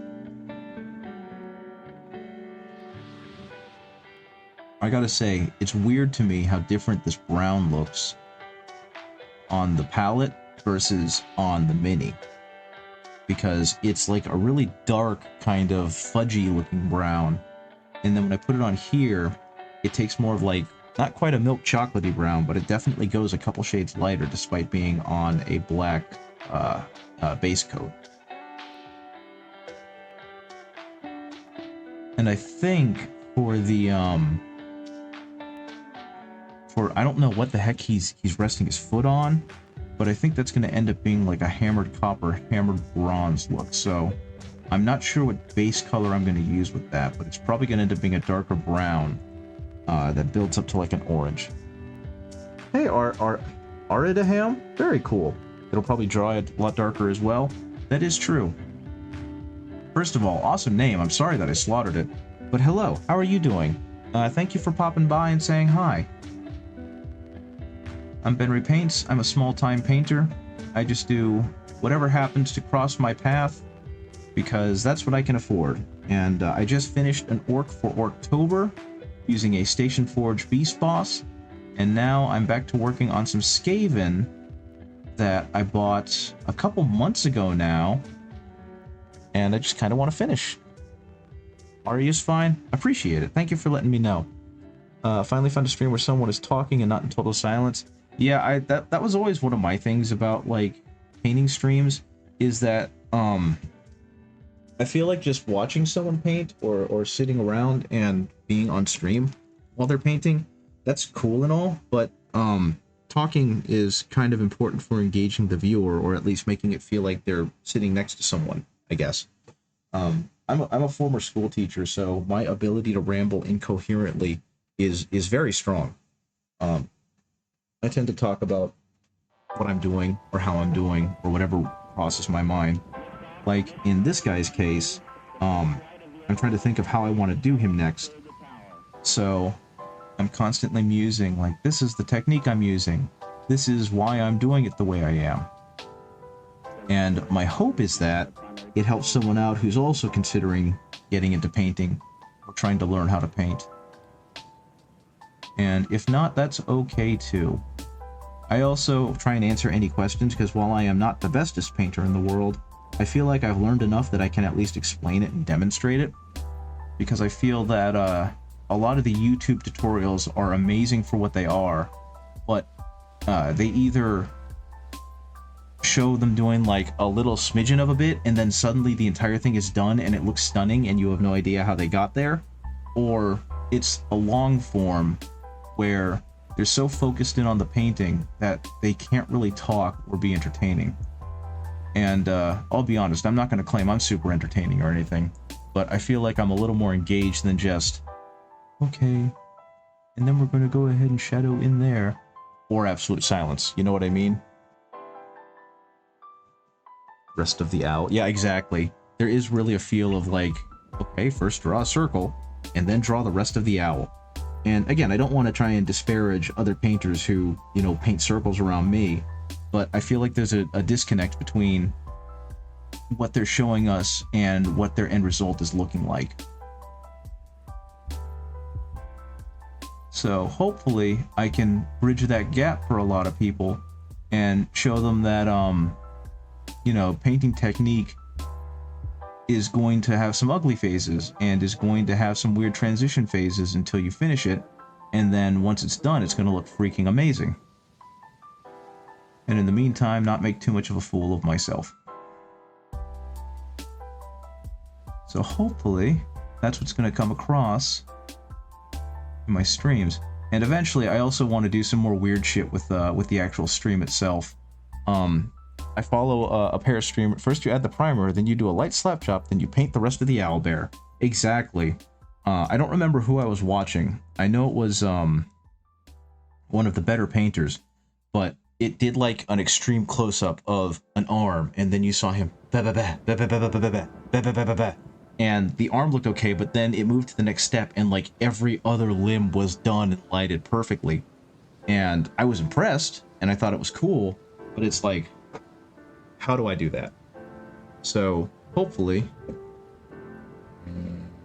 I'm providing a little bit of that, because I'm like right in that weird intermediate where I can attempt these higher level painting techniques with confidence and still be fast enough that you can kind of see what it'll look like and how it can look better with a much more deft and focused hand. Okay, so now I'm going to add some orange into this brown, because my next goal is to try and make kind of not quite a golden brown, but a little bit brighter of one, so that I can start getting some non-metallic highlights on this thing, this metallic dome that he's standing on.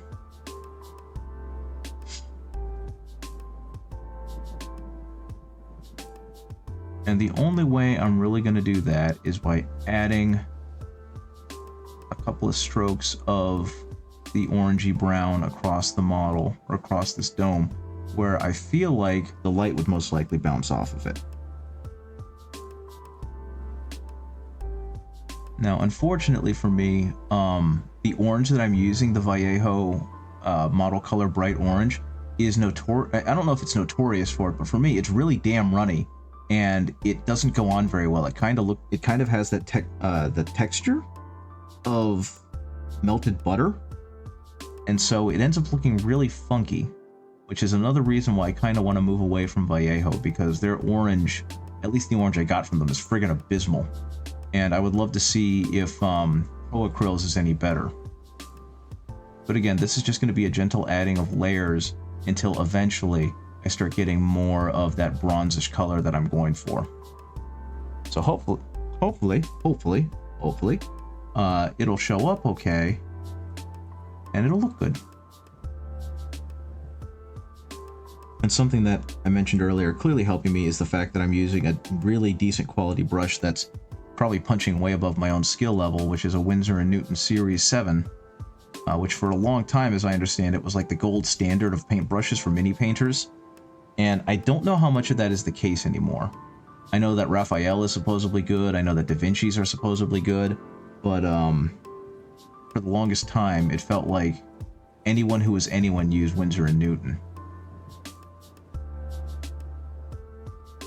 And it was just because they had such quality. But I've also heard that like the original brush makers are starting to retire / die, and the people that they have working instead are nowhere near as consistently quality as they are. So once again, can't really say. You got one yesterday for your birthday, a size 2. Well, first of all, happy birthday. I hope you had a really good birthday celebration. And secondly, congrats, because I still, as far as I can tell, they're still pretty darn good. I bought these last year, and that was well after it became quote-unquote known that they were slipping, and I've had 0 problems with it. I've really liked the Winsor & Newton. I mean, there is the thing, too, that, you know, a tool is only as good as the user, so some people are taking, like, you know, 10-cent or cheap craft brushes and pumping out absolute masterpieces. I just feel like, especially now that I've gotten used to it, the Winsor & Newton helps facilitate some of the things that I'm looking to do. My one is good, I'm happy with it, but I'm doing super detailed stuff at the moment, now it's just too big. And then there's you. That's not fair, Atsu. You use the brushes that you like and you paint the way you like it, and it turns out freaking awesome. So, it's not a competition. Except for when it is. And then I become a salty little bitch. But that's okay. Speaking of Atsu, did I show you the Horus Ascended that I finished painting? Because a former student / client / gaming buddy had me paint Gilliman, and for payment I asked for Horus Ascended. And I painted him the same way that I painted the Abaddon that I did for that painting competition that your friend won. You know, you're using cheap synthetic brushes and your good tips are starting to fray. Well, at least it won't cost too much more to replace them. There is Horus Ascended.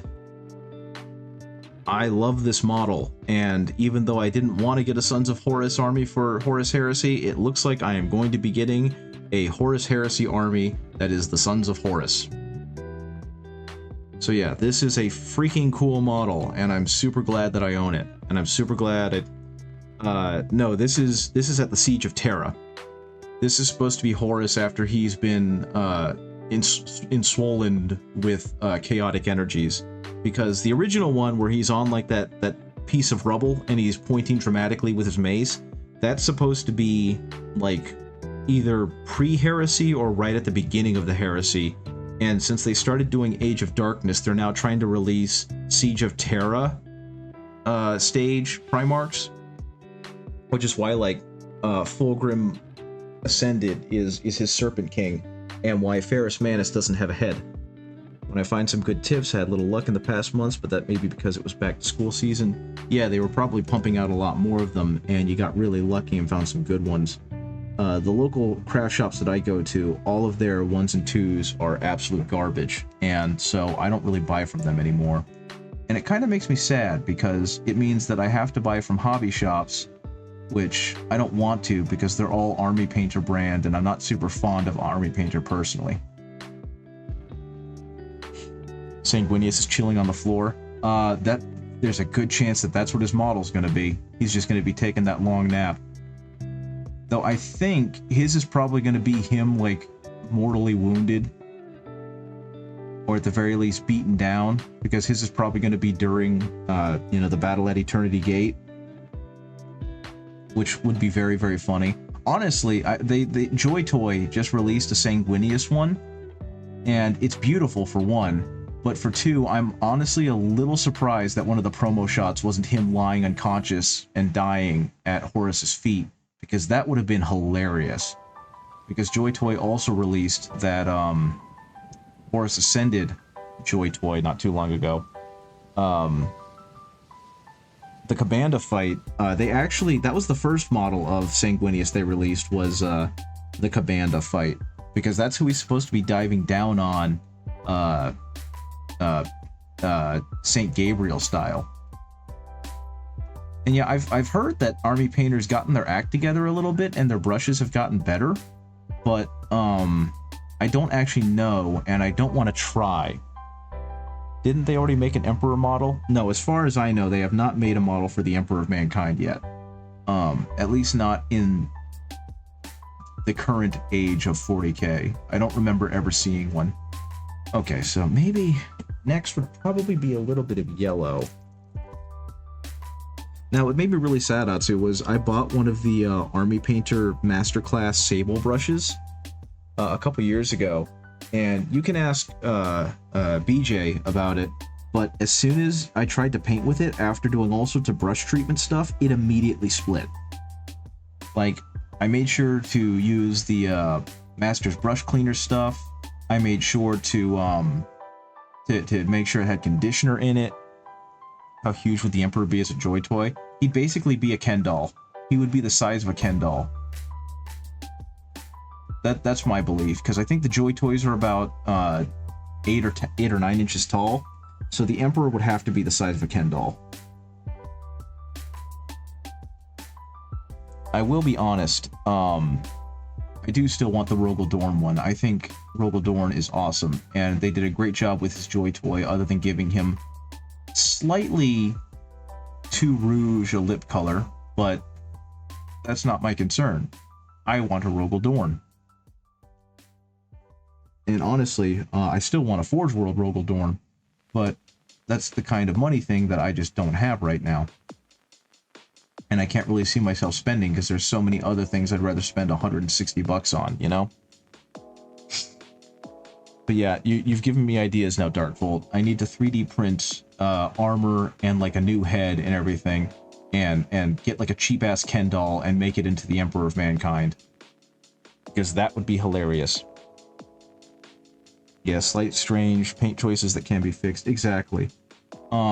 They also didn't give him like his trademark grimace. He's just he does look like he's got a little bit of a scowl, but the grimace that he has in his Forge World model is so incredibly iconically him. At least I think so. But who knows? At some point they're going to have to release Siege of Terra Rogel Dorn, and I'm curious how well they're going to represent him there, because at that point he's in full-on warrior mode and he's ready to start killing. So I'm curious how good or how bad that's going to look. Though my understanding is that the Demon Primarch Fulgrim for the 40k release next year is going to be fantastic, and is going to be like one of the best models they've ever made, so I am excited about that. Also, I gotta say, the light reflection for this non-metallic metal on this thing turned pretty darn good. I'm happy with that. Okay, so the next thing I think I want to do, a dual set of models, the Lion and Luther at the Battle of Caliban. That would be very cool. And that's probably what they're going to do, because that's like his final iconic moment before the end of the siege, or the end of the Horus Heresy, ain't it? They're probably going to do something wicked cool like that. Which, again, excites the shit out of me. I wonder what their Siege of Terra model is going to be for Robot Girly Man. Okay, going into a flat green, which I'm going to use to try and get the Warpstone glow started. Wish me luck, guys. I've never done Warpstone before. I have no idea how this is going to look.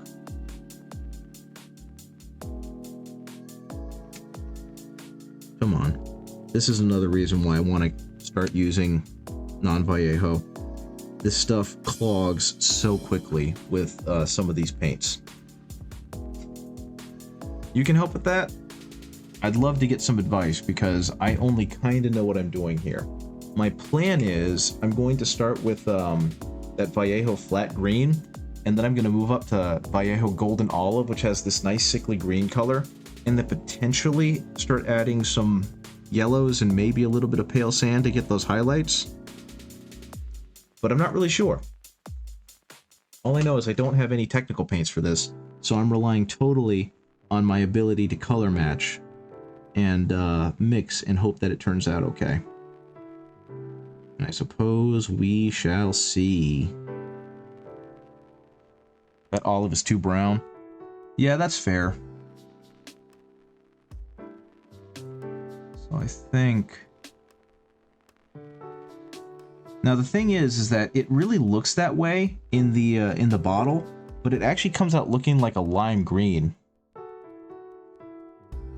Yeah, the piece does have a lot of browns, intentional or not, but we'll see. Like I said, and like you said, we'll have to take a look at it. So what I'm probably going to do, actually, since you're here as a reference point, and you clearly have a lot more experience with this, is I'm going to go ahead and get like a base, just a straight up base, and I'll paint on that, and you can tell me what you think, if that'll work as a color. Because right now, this green is coming out remarkably green, which sounds dumb now that I've said it out loud. Get a nice dark green. Is this good enough, or is this coming across too vibrant? Okay. Get a little bit more of that airbrush flow improver in there to thin it down. Caliban green, warpstone glow, moot green. Don't know what any of those are. I'm sorry for being useless. Okay, so what I can probably do with this then, especially since I'm kind of in the experiment mode, is I do have some black next to it that I still need to use. I can probably take some of that black and use it to dull it down a bit. No, this is Vallejo flat green. A moment. Yeah, this is Vallejo flat green. And this is golden olive, which, like I said, is going to come across very neon, very, very bright when I get to it. I actually use golden olive as my highlight color for my Death Guard when I was painting them high contrast.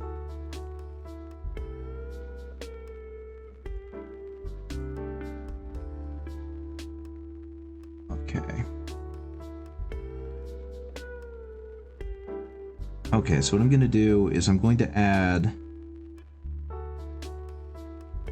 some of this black in here, and I'm going to turn this into a very, very dull, very, very dark green. Mix the flat green with the black for base, then flat green, then mix 50-50 for the olive and go up to olive. Fair enough. We're going to give it a shot. Something also to remember is that because of how I've got my camera set up, everything is coming across a lot more vibrant on the camera than in real life. Objects that appear are duller, or objects in the mirror are duller than they appear.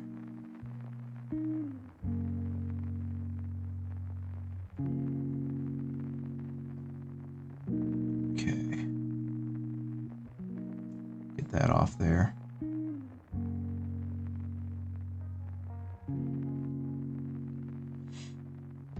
Try and get it fully opaque with your darkest color as well. Yeah.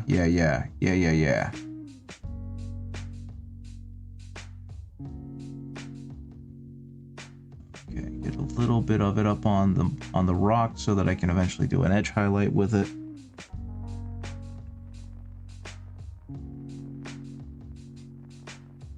Now the good news is that all of this is going to come across very, very, very, very good once I get it bright, all the way back up to the right brightness. Okay, get it on there as well. Okay, so let's see what else. I heard a beep beep. Get a little bit more on there. I think that'll work. One moment, the Discord is calling to me. What's going on? I have been addressed. Oh, Totempic, very good. Very cool. I love the Blade Guard Captain. I think it's a freaking awesome mini. Let's go. Let's go. Let's go. Okay, window capture. So yes. Oops, not window capture. I need to do this. So we have a blade guard captain. Oh, kindle flame. Okay. That is a dry paint. I have no idea what that is. I've never seen that before. But I also don't pay attention too much to the dry paints. So this is Totempic's blade guard captain. Again, one of my favorite models. I kind of want to repaint mine, but such a cool model. Yeah. Okay, so the next thing you said was to go ahead and go straight into the flat green, which is probably going to take up a little less space. Okay. Or not a little less space, it's going to take up a little bit less. No, I want to go higher up on that orb. This 50-50 mixture. And possibly get a little bit on the robes as well, so that it'll kind of color everything, which is exactly what I want.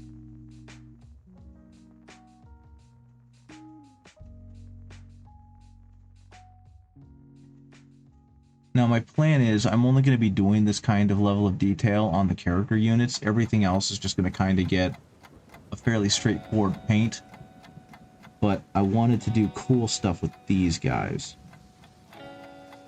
Okay, so next is going to be just kind of, not an edge highlight, but a little bit brighter, closer to the light source. Same thing down here. Since the light is going to be emanating from this pit, I do want to kind of be a little bit schnasty with it.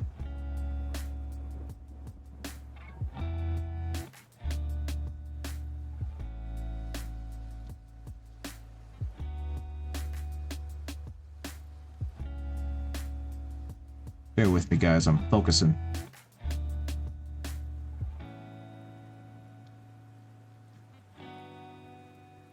There we go. Warpstone OSL. Nasty like a Snaven. Exactly. That's the plan, at least. I'm going to try and do, like I said, the leader models, the character models, the hero models, they're going to get, like, the special treatment. Everything else is going to get standard treatment, which I think I'm already done with all the standard models because I finished all of the clan rats except for their base. I'm probably not going to do this for clan rats because this just feels like a lot of effort that I just don't have in me. What I am going to do is hit some of that.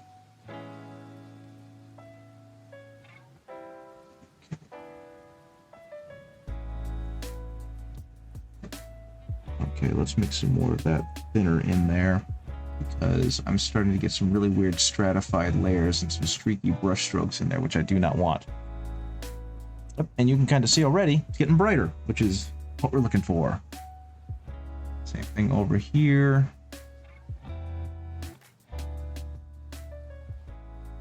Just a little bit of weird warpstone glow eking out from under his robes. I probably ought to paint that rat that's also under there.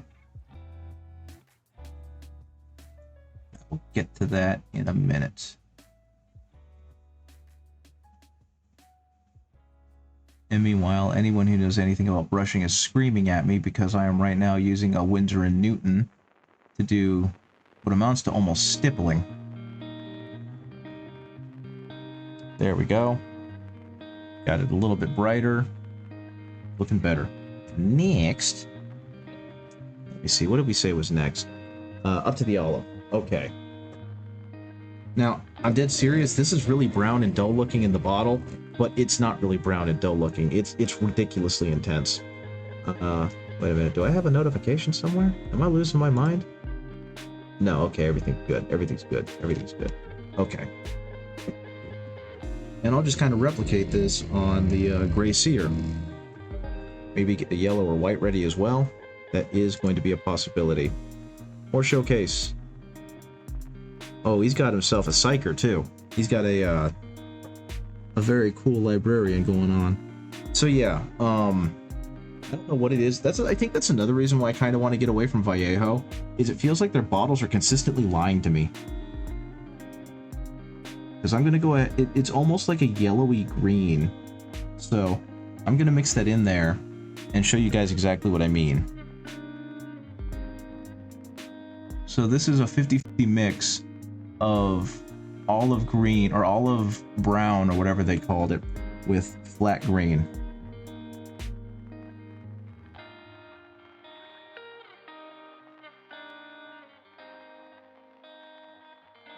And I don't know how much you can tell, but it's considerably brighter than you would really expect.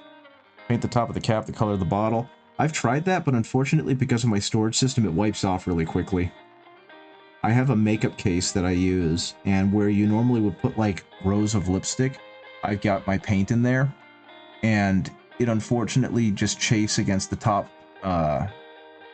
chamber, which is where I have my wet palette. And so most of it kind of just falls off, which I think is what happened to the olive brown.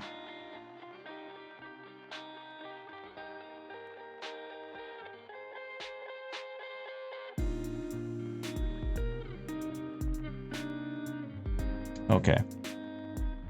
But yeah, that right there is olive brown 50-50 mixed in with flat green.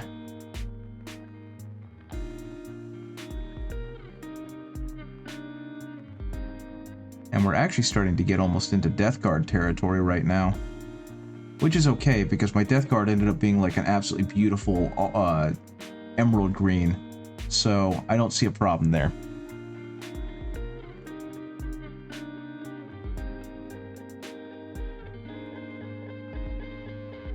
But yeah, I think what's going to have to happen next is definitely going to have to be some kind of yellow, because that's what's really going to make this sing.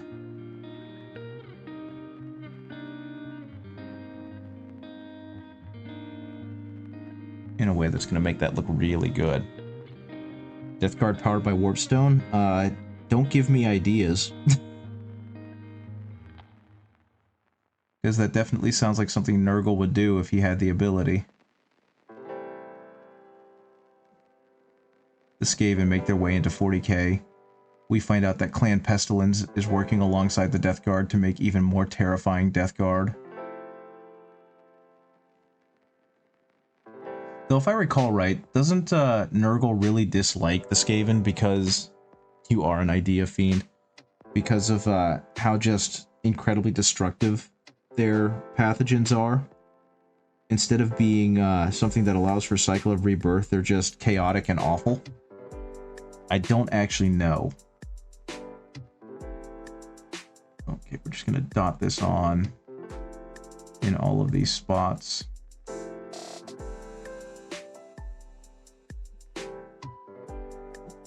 Just to kind of create a little bit of a contrast.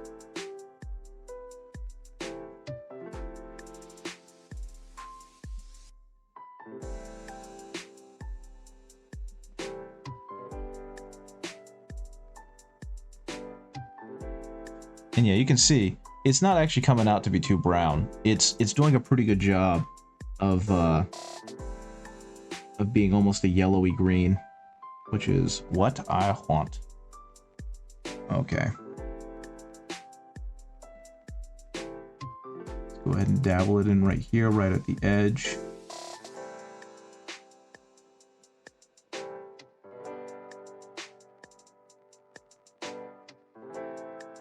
Get it crawling up the corner there as well. And again, just kind of have it splashing towards the center of the pool.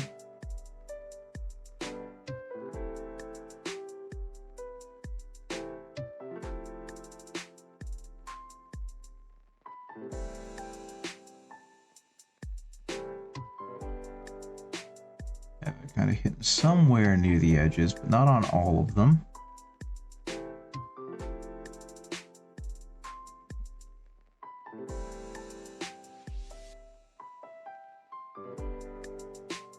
Same thing on here, just a little bit on the edges, nothing too much.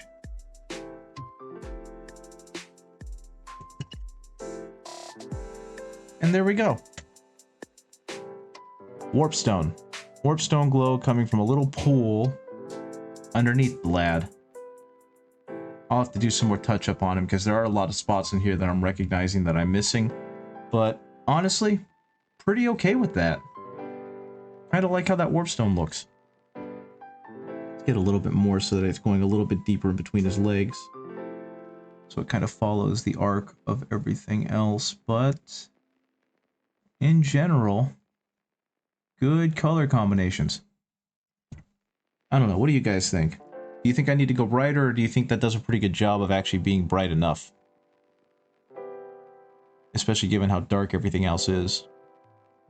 One thing I could do with this is mix a little bit of the flat green and the golden olive and really thin it down and hit it with an airbrush. I'm probably not too much. I want these guys to be grimy and grimdark. This one in particular did end up darker than I expected, but like, there's my gray seer, for example. And I didn't, yeah, so at least for now, I'm pretty happy with it. I might decide to change my mind later, which is kind of the beauty of these guys, but this is where I am right now. Now, I think for him, because it's like puddling towards the edge, I'm going to do that one a whole lot brighter. And it's really going to reflect off of like the rats, and it's going to reflect off of the bell a lot more, since there's so much more of it.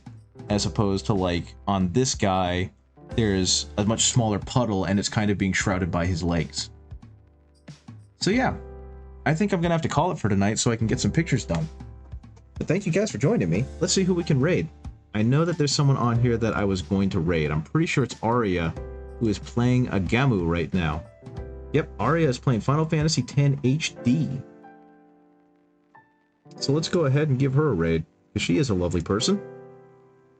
Okay, /raid Arya Silverfire. A Y? It is with a Y. God, I haven't seen Final Fantasy X in years. The last time I played it was my freshman year in college. Almost 20 years ago. Good gravy. Okay, once again, guys, thank you for joining me. I do appreciate it. I hope you had a good time, and I will see you later. Where's my... Bye-bye! There we go. Later, guys.